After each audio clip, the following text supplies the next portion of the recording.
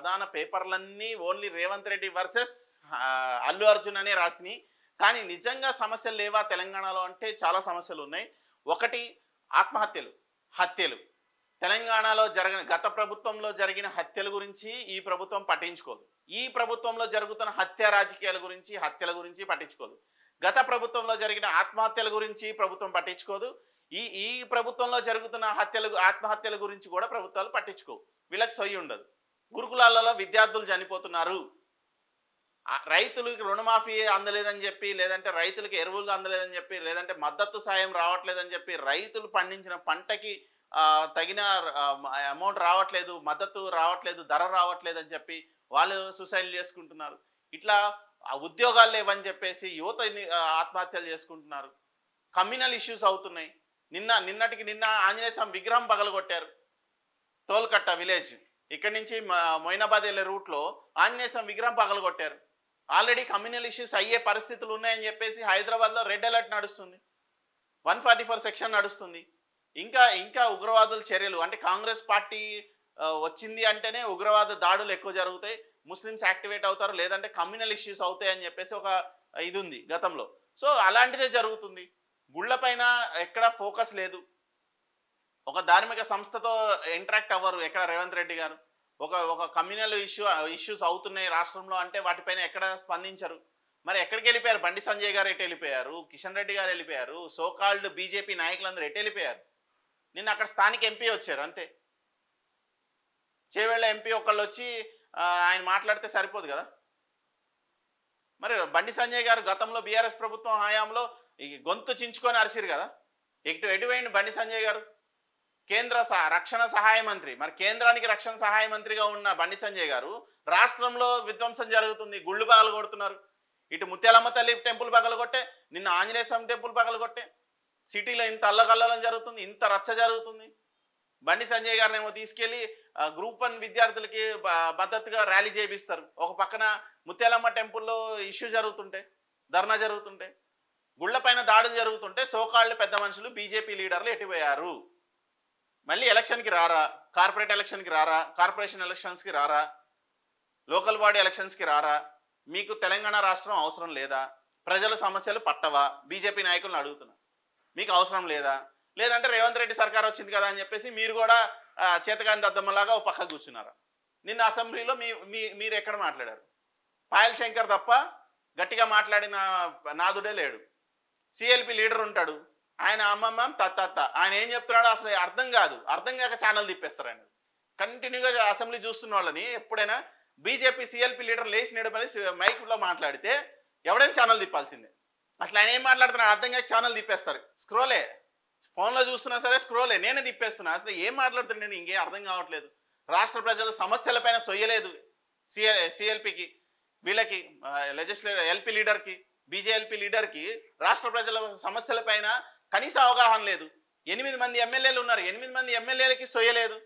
పాయల్ శంకర్ మాత్రం కన్నీళ్లు పెట్టుకుని ఏదో డ్రామా నడిపించారు. కానీ మిగతా 8 మంది ఎమ్మెల్యేలకి మొన్న ప్రధానమంత్రి మోడీనే మొట్టికాయలు పిలిచి బయటికి ఫోజులు ఇచ్చారు నవ్వుతూ బాగానే. కానీ లోపల మాత్రం మొట్టికాయలు వండి ఏం తమాషాలు చేస్తున్నారా, రాష్ట్రంలో ఏం జరుగుతుందో మాకు తెలియదు అనుకుంటున్నారా అని. మరి ఈటెల రాజేందర్ గారి మీద నిన్న కేసు అనేసరికి దెబ్బకాయని గప్చుప్ అయిపోయింది. నిన్నటి వరకు రాష్ట్ర అధ్యక్షుడు రేసులో ఆయనే ముందలుండి ప్రతి చోటకి కాళ్ళకి చక్రాలు కట్టుకుని మరి తిరిగేసిండు ఈటెల రాజేందర్ గారు. స్కాములు చేస్తారు. ఈటెల రాజేందర్ గారు బీఆర్ఎస్లో ఉన్నప్పుడు చాలా పెద్ద స్కాములు చేసి వేల కోట్ల రూపాయల ధనార్జన చేసిండు. అవన్నీ కాపాడుకోవడానికి మూటలన్నీ తీసుకొని వచ్చి బీజేపీలో జాయిన్ అయిపోయింది. ఆయన శుద్ధపూస లెక్క. ఒక్క పూట కూడా జై శ్రీరామ్ అన్నాడు, జై హనుమాన్ అన్నాడు, జై బీజేపీ అన్నాడు. నేను ఎప్పుడు ఒక స్లోగన్ వినలేదు. ఆయనకు రాష్ట్ర అధ్యక్షుడు కావాలంటే ఆయన తాపత్రయం ఆయనది. బీజేపీలో నాయకులు ఎక్కడైనా ఆగిపోయారా, స్ట్రక్ అయిపోయారా? మిమ్మల్ని ఎవరైనా ఆపుతున్నారా? మీరు ఎందుకు బయటకు రారు? కమ్యూనల్ ఇష్యూస్ అవుతున్నాయి, గుళ్ళు ధ్వంసం చేస్తున్నారు. తోల్కట్టలో ముత్యాలమ్మ తల్లి టెంపుల్ పాల్గొడతారు, అక్కడ ఓల్డ్ సిటీలో చాంద్రాయణగుట్టలో టెంపుల్ పాల్గొడతారు. మరి ఎందుకు మీరు మాట్లాడరు? మీకు ఎలక్షన్స్ వస్తేనే మాటలు వస్తాయా? జిహెచ్ఎంసీ ఎలక్షన్లు రావాలా? మీకు వచ్చే వరకు మీరు మాట్లాడరా? నేను స్ట్రైట్ అవే బీజేపీ లీడర్ని క్వశ్చన్ అడుగుతున్నా.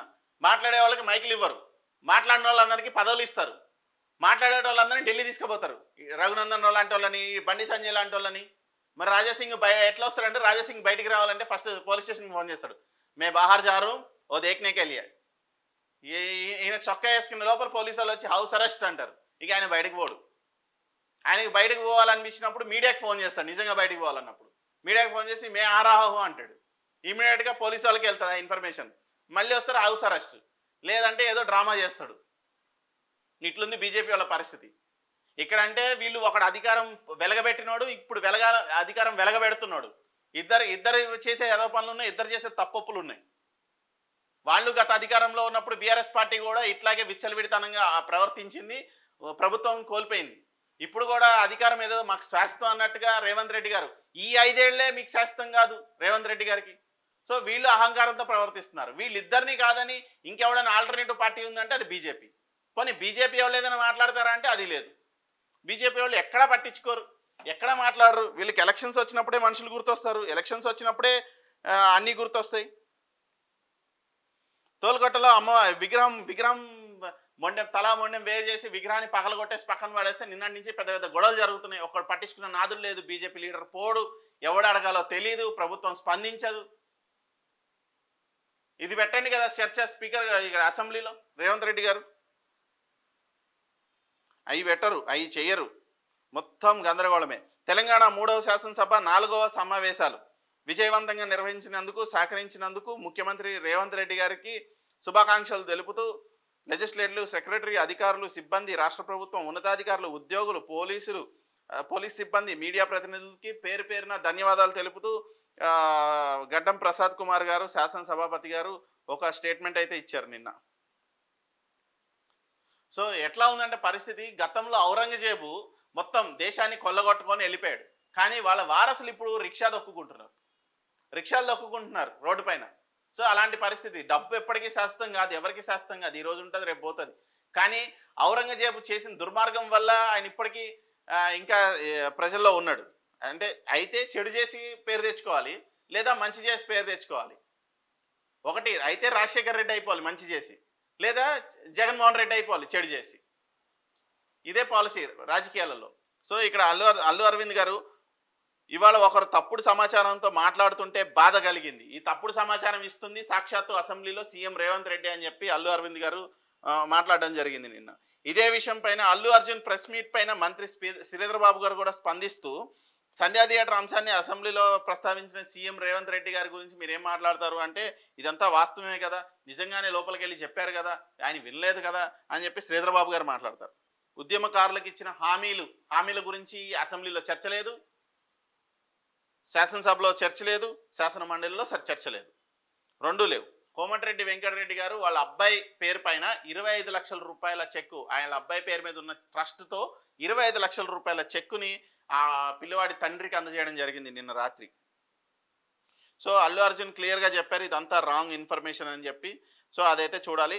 అబద్ధాల సంఘం అధ్యక్షుడు ఆయనేనన్నా సీఎం రేవంత్. మొత్తం అబద్ధాల సంఘానికి సంబంధించిన అధ్యక్షుడు ఎవరైనా ఉన్నాడు అంటే అది రేవంత్ రెడ్డే. ఎందుకంటే గుడికి వెళ్ళి దొంగ ప్రామిసులు చేస్తాడు, అసెంబ్లీ సాక్షిగా దొంగ అబద్ధాలు చెప్తాడు. డెలివరీ సేవల పన్ను రేటుపై కమిటీ ఏర్పాటు చేయాలి. ఐజీఎస్టీ పునరుద్ధరణపై న్యాయబద్ధమైన విధానం అమలు చేయాలి. ఏవియేషన్ టర్బైన్ ఫ్యూయల్ రాష్ట్ర వ్యాట్ పరిధిలోనే ఉంచాలి. జీఎస్టీ కౌన్సిల్ సమావేశాల్లో డిప్యూటీ సీఎం బట్టి విక్రమార్క మల్లు కీలక ప్రతిపాదనలు ఆమోదించిన కౌన్సిల్. రాజస్థాన్ రాష్ట్రంలోని జైసల్మీర్లో శనివారం జరిగిన కేంద్ర ఆర్థిక మంత్రి నిర్మలా సీతారామన్ అధ్యక్షతన జీఎస్టీ కౌన్సిల్ సమావేశం జరిగింది. ఈ సమావేశంలో డిప్యూటీ సీఎం బట్టి విక్రమార్క మల్లు ప్రతిపాదనలు చేయగా జీఎస్టీ కౌన్సిల్ ఆమోదం తెలిపింది. ప్రధాన అంశాలు: డెలివరీ సేవల పన్ను రేటుపై చర్చలో భాగంగా రెస్టారెంట్ సేవలు, ఇతర డెలివరీ సేవలు, ఎలక్ట్రానిక్ కామర్స్ ఆపరేటర్ల ద్వారా అందించబడుతున్న వాటిపై పన్ను రేటు గురించి చర్చ జరిగింది. ఈ అంశం సాంకేతికంగా క్లిష్టమైనది. పన్ను